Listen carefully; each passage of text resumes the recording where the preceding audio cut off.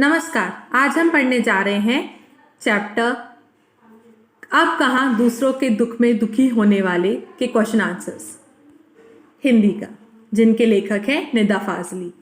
प्रश्न 1, अरब में लश्कर को नूह के नाम से क्यों याद करते हैं? उत्तर है, अरब में लश्कर को नूह के नाम से इसलिए याद करते हैं क्योंकि वे हमेशा रोते रहते थे, अर्थात दूसरों के दुख में दुखी रहते थे। नूह को ईश्वर का संदेशवाहक भी कहा जाता है, संदेश पहुंचाने वाला। प्रश्न 2, लेखक की मां किस समय पेड़ों के पत्ते तोड़ने के लिए मना करती थी और क्यों? उत्तर है, लेखक की मां कहती थी कि जब भी सूरज ढले अर्थात शाम के समय पेड़ों से पत्ते नहीं तोड़ने चाहिए, क्योंकि उस समय यदि पत्ते तोड़ेंगे तो पेड़ रोते हैं। प्रश्न 3, प्रकृति में आए असंतुलन का क्या परिणाम हुआ? उत्तर है, प्रकृति में आए असंतुलन का बहुत अधिक भयानक परिणाम हुआ।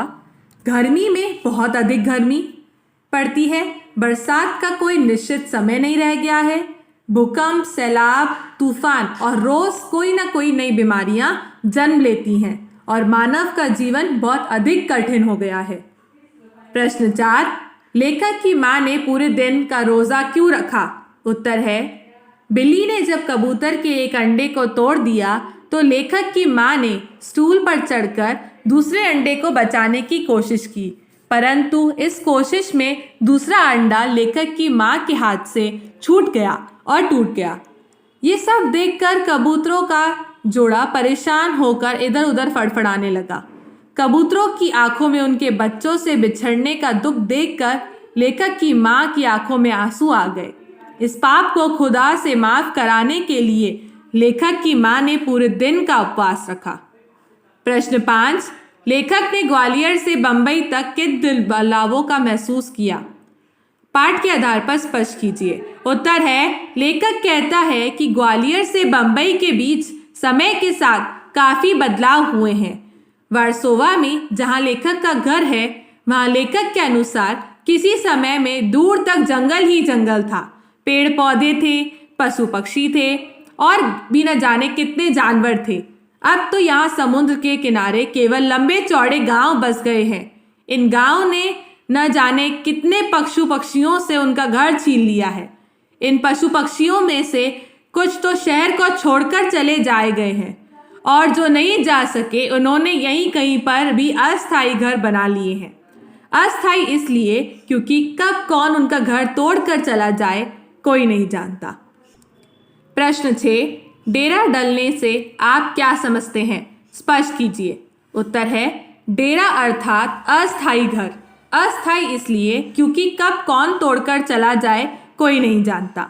बड़ी बड़ी इमारतें बन जाने के कारण कई पक्षी बेघर हो गए और जब उन्हें अपना घोंसला बनाने की जगह नहीं मिली तो उन्होंने इन इमारतों में अपना डेरा डाल लिया है। प्रश्न 7, शेख अयाज के पिता अपनी बाजू पर काला चोटा रेंगता देख भोजन छोड़कर क्यों उठ खड़े हुए? उत्तर है, एक दिन शेख अयाज के पिता कुएं से नहाकर लौटे। उनकी मां ने भोजन परोसा। अभी उनके पिता ने रोटी का पहला टुकड़ा तोड़ा ही होगा कि उनकी नज़र उनके बाजू के धीरे धीरे चलते हुए एक काले चोटे पर पड़ी। जैसे ही उन्होंने कीड़े को देखा वे भोजन छोड़कर खड़े हो गए। उनको खड़ा देख शेख अयाज की मां ने पूछा कि क्या बात है, क्या भोजन अच्छा नहीं लगा? इस पर शेख अयाज के पिता ने जवाब दिया कि ऐसी कोई बात नहीं है, उन्होंने एक घर वाले को बेघर कर दिया है, वे उसी को उसके घर यानी कुएं के पास छोड़ने जा रहे हैं। भाग ख। प्रश्न 1, बढ़ती हुई आबादी का पर्यावरण पर क्या प्रभाव पड़ा है? उत्तर है, जैसे जैसे जनसंख्या बढ़ रही है वैसे वैसे समुद्र अपनी जगह से पीछे हटने लगा है। लोगों ने पेड़ों को काटकर रास्ता बनाने शुरू कर दिया है। प्रदूषण इतना अधिक फैल रहा है कि उससे परेशान होकर पंछी बस्तियों को छोड़कर भाग रहे हैं। बारूद से होने वाली मुसीबतों ने भी सभी को परेशान कर रखा है।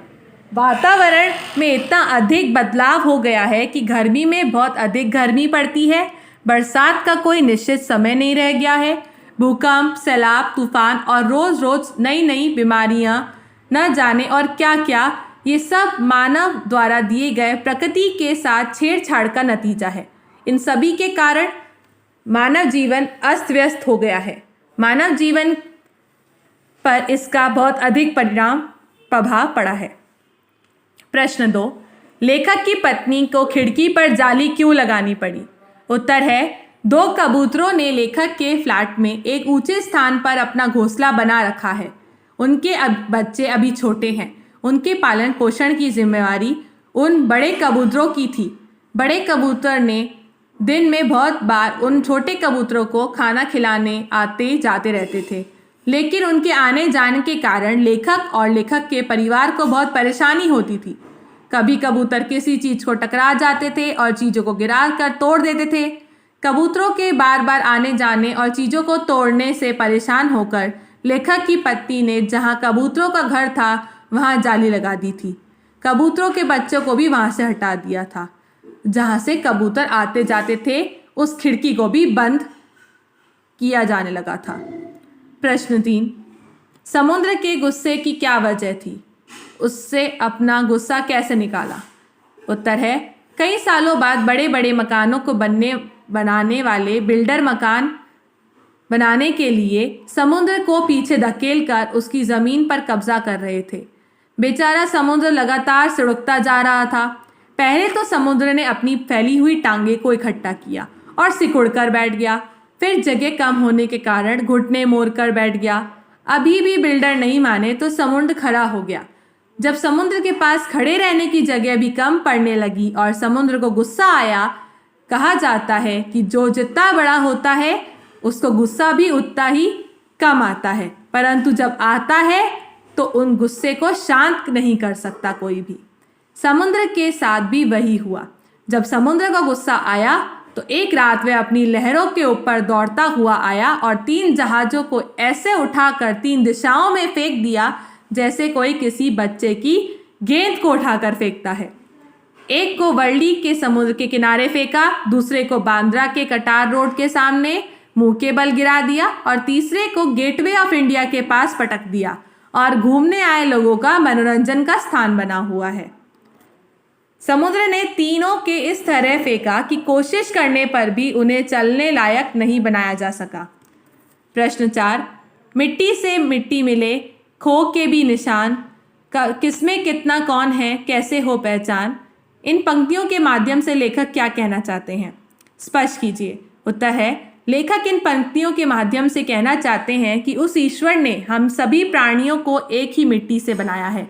यदि सभी में प्राण निकाल कर वापस मिट्टी बना दिया जाए तो किसी का कोई निशान नहीं रहेगा जिससे पहचाना जा सके कि कौन सी मिट्टी किस प्राणी की है।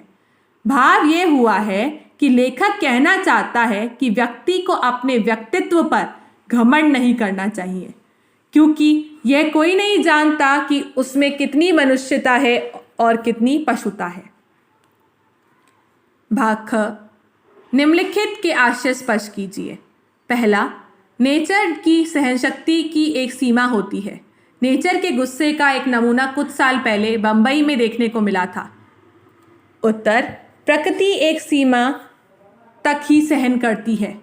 कहा जाता है कि जो जितना बड़ा होता है उसको गुस्सा भी उतना ही कम आता है, परंतु जब आता है तो उसके गुस्से को कोई शांत नहीं कर सकता। प्रकृति को भी जब गुस्सा आया तो क्या होता है, इसका एक नमूना कुछ साल पहले मुंबई में आई सुनामी के रूप में देख ही चुके हैं।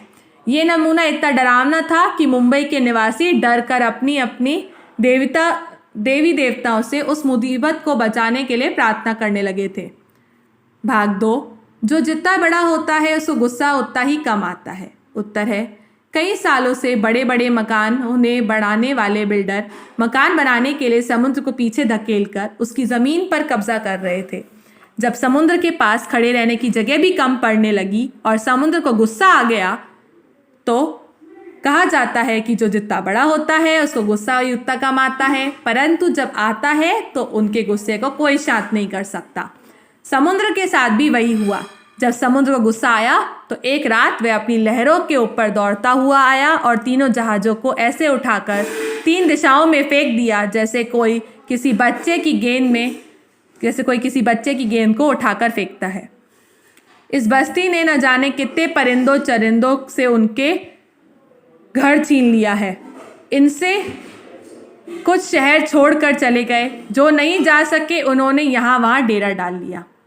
उत्तर है, लेखक कहता है कि ग्वालियर से मुंबई के बीच किसी समय में दूर तक जंगल ही जंगल थे, पेड़ पौधे थे, पशु पक्षी थे और ना जाने कितने जानवर थे। अब तो यहाँ समुद्र के किनारे केवल लंबे चौड़े गांव बसे हैं। इन गांवों में न जाने कितने पशु पक्षियों से उनका घर छीन लिया है। इन पशु पक्षियों में से कुछ तो शहर को छोड़कर चले गए और जो नहीं जा सके उन्होंने यहीं कहीं पर अपना अस्थायी घर बना लिया है। अस्थायी इसलिए क्योंकि कब कौन उनका घर तोड़कर चला जाए कोई नहीं जानता। चौथा, शेख अयाज के पिता बोले, नहीं ये बात नहीं है, मैंने एक घर वाले को बेघर कर दिया है, उसे बेघर को कुएं पर उसके घर छोड़ने जा रहा हूँ। इन पंक्तियों में छुपी हुई भावना स्पष्ट कीजिए। उत्तर है, शेख अयाज के पिता बोले, नहीं ये बात नहीं है, मैंने एक घर वाले को बेघर कर दिया है, उस बेघर को कुएं के पास उसे घर छोड़ने जा रहा हूँ। इन पंक्तियों में शेख अयाज के पिता की छिपी हुई भावना यह थी कि पशु पक्षियों की भावनाओं को वो समझते थे। वे अपना खाना छोड़कर केवल एक काले चोटे को उसके घर कुएं पर छोड़ने चल पड़े। उनका व्यक्तित्व ऐसा था कि जो किसी को भी तकलीफ देना नहीं चाहते थे। इसी के साथ हमारे क्वेश्चन आंसर्स यहीं पे फिनिश होते हैं, ख़त्म होते हैं। धन्यवाद। आपसे हम नेक्स्ट पार्ट में मिलेंगे। जब तक के लिए please like share subscribe my videos and take care. Bye bye.